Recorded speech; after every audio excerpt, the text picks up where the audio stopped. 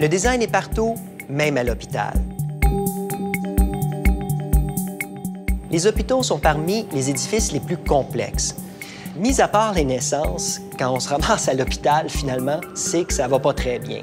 Donc, on est un peu angoissé, un peu inquiet, et on remet notre sort à un système complexe, parfois même opaque.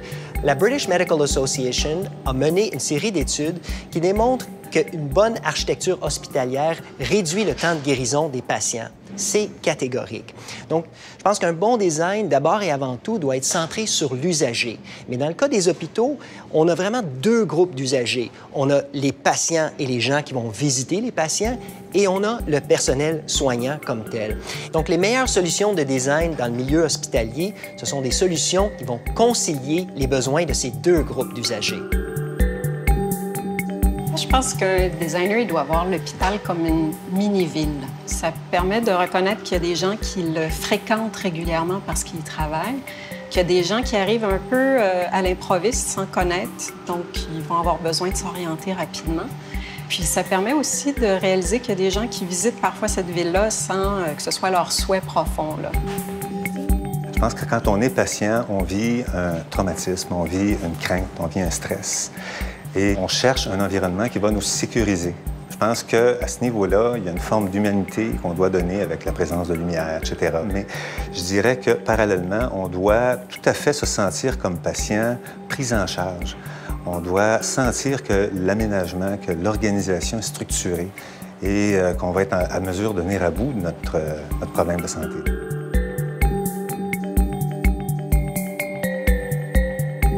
Certains hôpitaux plus récents tentent d'incorporer les besoins psychologiques des patients.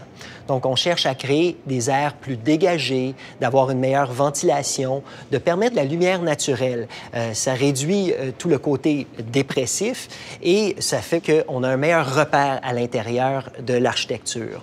Aussi, on cherche à raccourcir les corridors pour réduire la fatigue et le stress des infirmières. Et aussi, l'utilisation de la couleur. Donc, le fameux vert ou beige hôpital, on le voit de moins en moins. Donc, on utilise des couleurs plus agréables à regarder et ça améliore beaucoup l'humeur des patients. Il y a un architecte, Bernard Pépin, qui a passé 30 ans à étudier les effets de la couleur sur l'humeur et sur le comportement. Et il remarque qu'une piqûre fait plus mal dans une pièce blanche que dans une pièce bleue. Et on a toujours une impression de plus de chaleur dans une pièce qui est orangée qu'une pièce qui est bleue. Donc, c'est une preuve de plus que le design peut avoir un effet bénéfique sur la guérison.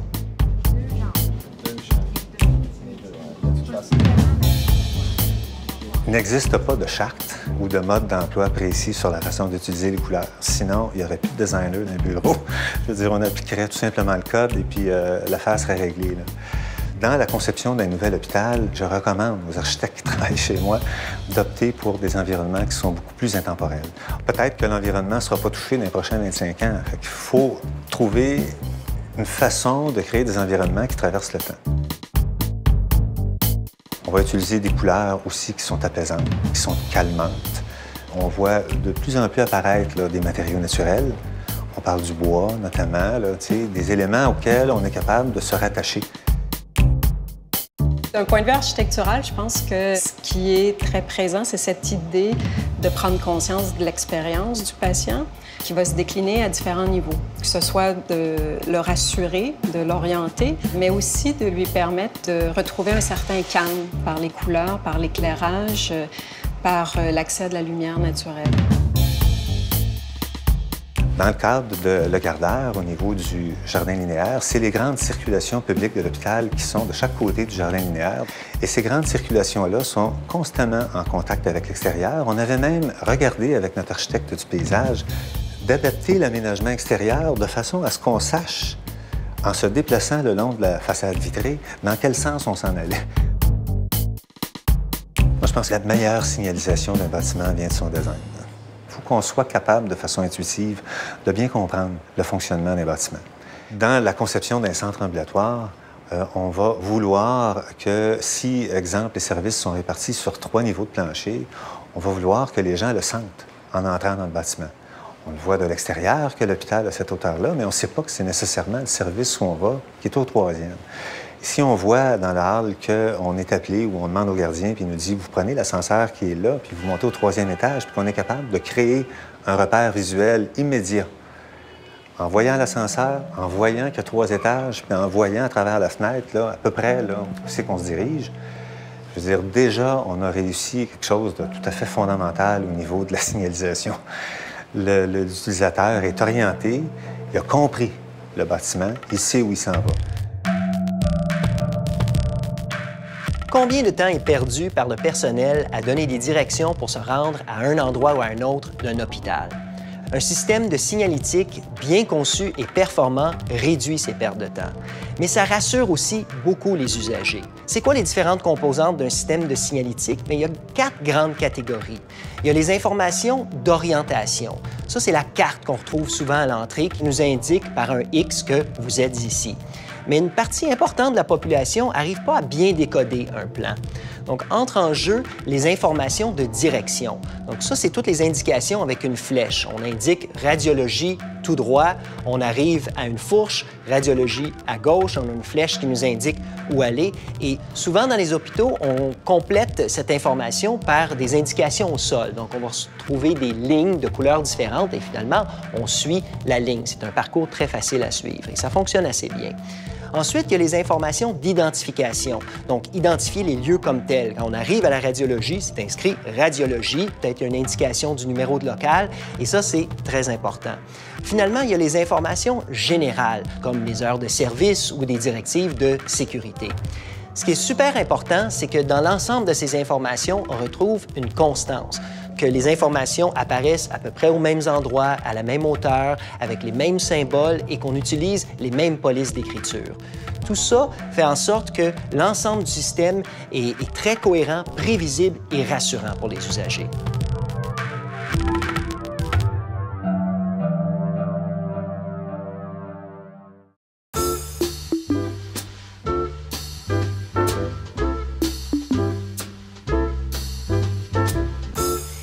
Dans une chambre d'hôpital, on veut de l'intimité.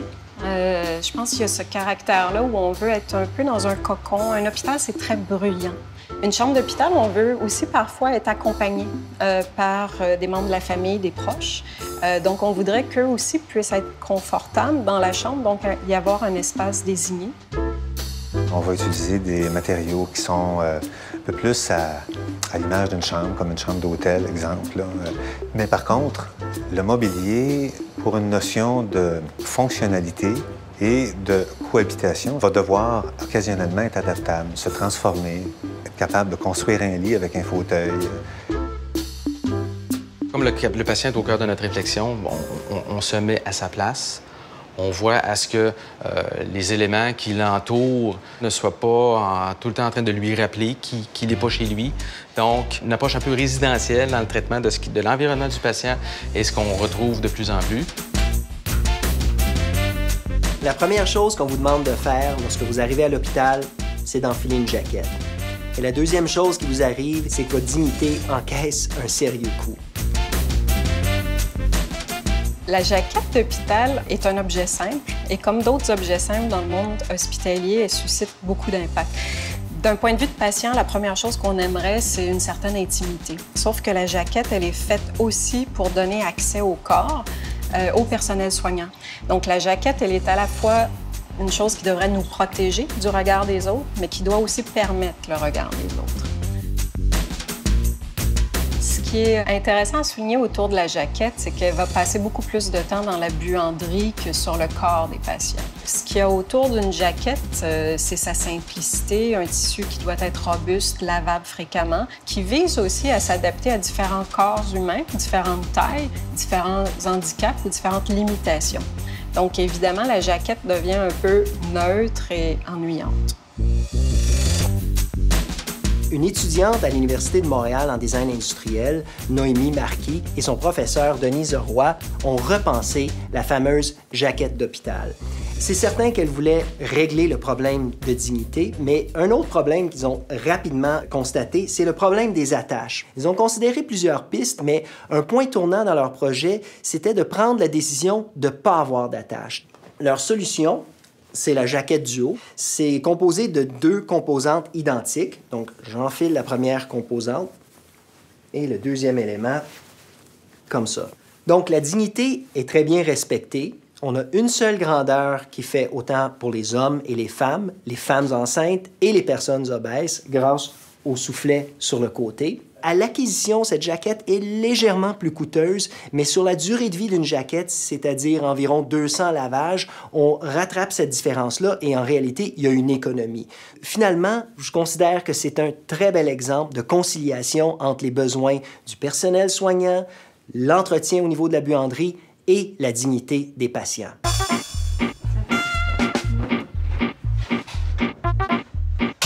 Le stéthoscope est vraiment l'emblème de la médecine. Hein? C'est ce qu'on retient de la médecine. C'est aussi un certain symbole de hiérarchie. Ça fait partie de l'uniforme du médecin. C'est un objet mythique, puis en même temps qui se comprend assez aisément par sa forme, puis le bruit qu'il fait quand on l'a dans les oreilles.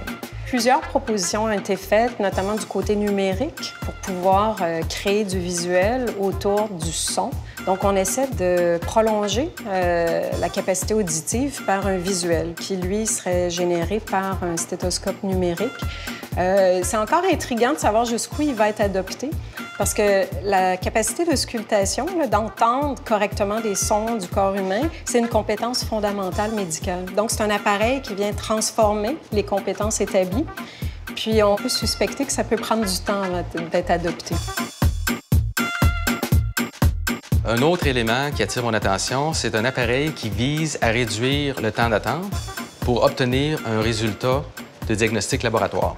Donc, en ce moment, si on doit se rendre parce qu'on a des symptômes quelconques dans une clinique, on nous fait un prélèvement, c'est envoyé à un laboratoire, puis à plus ou moins quelques heures près, 48 heures plus tard, on a un résultat à savoir si oui ou non on est affligé, atteint ou porteur d'un virus quelconque. Il y a une entreprise de Québec qui s'appelle GenePoc Diagnosis qui travaille en ce moment à une solution qui va permettre de réduire ce temps-là à 1 heure et qui va permettre de faire le diagnostic sur le lieu même du prélèvement. Ce genre de solution-là permet d'intervenir rapidement et de neutraliser beaucoup plus efficacement les risques de propagation d'une maladie. Donc ça permet de faire en sorte que les hôpitaux soient éventuellement moins engorgés. Il y a plusieurs objets à l'hôpital qui ne devraient jamais être réutilisés. Les gants, notamment, devraient être à usage unique. Le problème, c'est que la seule façon de garantir que le gant ne va pas être réutilisé, c'est de le détruire en le déchirant. Et en plus, c'est un peu difficile de les enlever. Un concept intéressant, c'est le gant Safe Cut. Il prévoit une languette au poignet et on tire sur cette languette et ça déchire le gant. Ça rend aussi le retrait du gant plus facile. Le gant Safe Cut a gagné un prix Red Dot en 2012. J'aime ça quand on arrive à une solution de design où on programme le bon usage à même l'objet. Un autre exemple, c'est la seringue K1, qui fait en sorte qu'on est capable de faire une injection normalement, mais une fois que le piston est au fond, si on essaye de le retirer, ça se brise, donc ça empêche la réutilisation.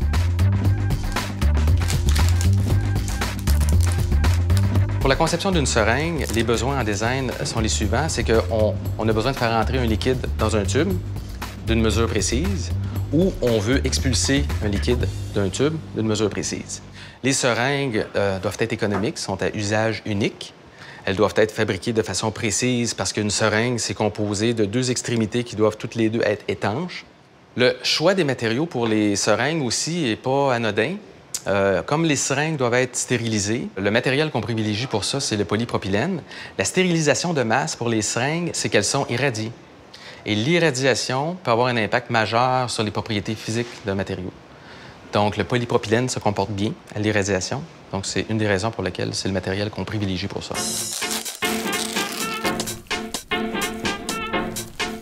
On cherche maintenant de plus en plus à utiliser des seringues qui sont plus sécuritaires pour le personnel soignant. Donc, éviter, par exemple, que l'aiguille blesse le personnel. Donc, on va faire des seringues avec une aiguille rétractable.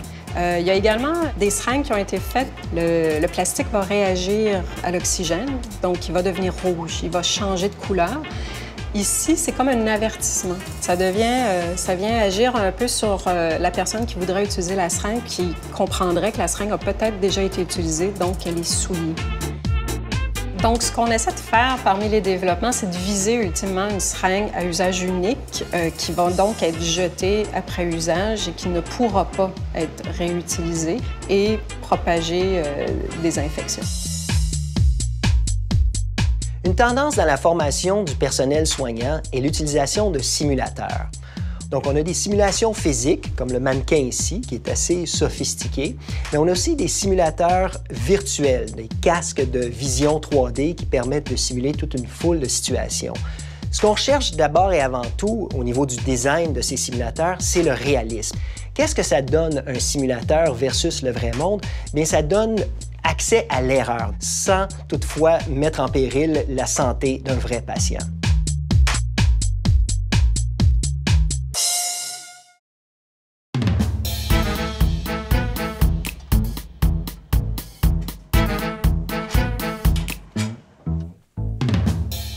Une des technologies intéressantes où on voit de plus en plus d'applications dans le milieu médical, c'est l'impression 3D. C'est une technologie qui vient du monde du design de produits et on appelait ça à l'époque le prototypage rapide. Et ça consiste essentiellement à prendre un filament, donc une matière de base, et à le passer à travers une petite buse similaire à une buse de fusil à colle chaude, donc c'est chauffé, et on dessine la pièce couche par couche de façon à former une pièce fonctionnelle. Donc, ça peut avoir des caractéristiques mécaniques complexes. On a un ressort ici ou toutes sortes de petits mécanismes assez intéressants. Ça sort et c'est fonctionnel. Il y a un étudiant néo-zélandais qui a pensé à adapter cette technologie à un problème médical, le problème classique du plâtre. Donc, on part d'une numérisation de l'avant-bras du patient et on fabrique un plâtre avec plein de petits trous. C'est très joli en plus. Donc, on évite tout le problème des odeurs et de l'inconfort d'un plâtre traditionnel. Aussi, d'un côté plus science-fiction, il commence à avoir des technologies qui permettent d'imprimer avec des cellules. Donc, on part de cellules et d'un gel spécial et on imprime avec ces deux matériaux et on crée des structures assez complexes à partir des cellules du patient. Donc, il y a moins de problèmes de rejet et ça permet de fabriquer sur mesure des organes qui peuvent être transplantés dans le patient au besoin. Les prothèses s'y prêtent très bien, puis on a vu toutes sortes de prothèses se développer qui sont magnifiques par leurs différences, puis qui permettent aussi de redonner d'une certaine façon du pouvoir créatif à ceux à qui les orthèses sont censées apporter un bénéfice. Une autre utilisation intéressante des imprimantes 3D, c'est l'histoire d'une petite fille qui s'appelle Emma, qui est née avec des malformations au niveau de ses épaules et qui, toute jeune, n'était pas capable de bouger ses bras du tout. Donc, une équipe s'est penchée sur son cas pour lui apporter une certaine aide. Ils ont conçu, à l'aide d'une imprimante 3D, un exosquelette qui combine des petites pièces de plastique qui viennent s'attacher à ses membres avec des élastiques pour lui donner une force qu'elle n'a pas. Puis, alors qu'elle était complètement incapable de bouger ses bras, maintenant, la petite peut dessiner et s'activer avec ses amis à l'école. Donc, ça, c'est très intéressant. Si je fais l'exercice d'imaginer l'hôpital que j'aimerais voir, ça serait probablement un hôpital un peu à la Pierre-Thibault. Pour ceux qui ont visité l'abbaye à Saint-Jean-de-Matha, c'est un lieu de recueil, c'est un lieu avec beaucoup de lumière naturelle, puis un certain côté solennel. Il y a de l'intimité, mais en même temps des lieux de partage. Hein? Il y a des lieux où les gens sont ensemble. Donc, ça sera un peu ça, l'idéal de l'hôpital. L'hôpital de demain reprendra, je l'espère, tous les bons coups qu'on a faits dans le développement des centres hospitaliers récents. On a une évolution sans cesse croissante au niveau des services de soins. On parle de robotique, on parle de télémédecine. On se bute souvent à des problèmes où on a installé de nouvelles technologies, de nouveaux équipements dans des cadres existants où le cadre existant n'est pas adapté. Alors l'hôpital de demain devrait supporter cette mutation-là, être adaptable, flexible. L'avenir des hôpitaux passe inévitablement par la technologie. Et le design joue un rôle important à humaniser cette technologie. Je suis assez étonné de constater le niveau de développement de la robotique. Et en matière de technologie, c'est quelque chose qu'on va voir de plus en plus présent dans notre vie quotidienne, mais aussi dans les hôpitaux. Déjà, on les voit dans certains hôpitaux livrer des repas ou des médicaments ou porter des échantillons au laboratoire. Donc, ça libère le personnel à faire des tâches plus importantes. Donc, je pense que c'est une très bonne chose. On a aussi des robots qui assistent les chirurgiens. Donc, c'est des bras robotisés qui permettent de faire des incisions plus précises. Ça élimine les tremblements et ça permet même d'automatiser certaines tâches répétitives. Mais c'est essentiellement téléguidé par le chirurgien. Mais on voit aussi des projets de recherche qui tentent à développer des robots qui vont avoir un contact plus intime avec le patient. Donc, des robots qui vont lever un patient d'une civière et le transporter à un lit. Le robot est guidé par le personnel, mais c'est quand même le robot qui a tout le contact avec le patient. Et de plus en plus, on va voir des robots de plus en plus autonomes aussi. Et ça peut nous amener à nous poser des questions importantes, notamment à savoir est-ce que le contact humain est nécessaire à la guérison.